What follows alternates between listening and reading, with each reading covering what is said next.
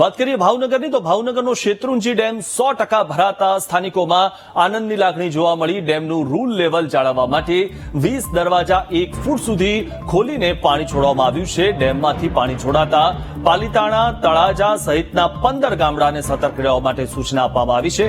Shetrunji dam ભરાઈ જતા ભાવનગર જિલ્લાના લોકોનો પીવાના પાણીનો પ્રશ્ન હલ થયો છે। બાલદિયા નાયબ કાર્યપાલક ઇજનેર શેત્રુંજી સિંચાઈ યોજના। કેટલા દરવાજા ખોલવામાં શું આવક છે? હાલમાં શેત્રુંજી સિંચાઈ યોજનાના 20 દરવાજા ખોલવામાં આવેલ છે। 1800 ક્યુસેકની આવક ચાલુ છે, તેની સામે 1800 ક્યુસેકની જ આવક છે। ખેડૂતોને શું આવક લાગે?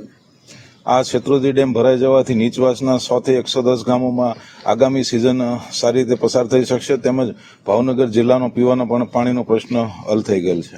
આવક કેટલી છે? વધારે ખોલવા આપણે જેવું બની શકે? હા, હાલમાં તો 1800 ક્યુસેકની આવક છે। જો ગઈકાલે અમરેલી જિલ્લામાં સારા પ્રમાણમાં વરસાદ થયેલ છે તો આવક વધશે તો વધારે પણ દરવાજા ખોલવાના થશે।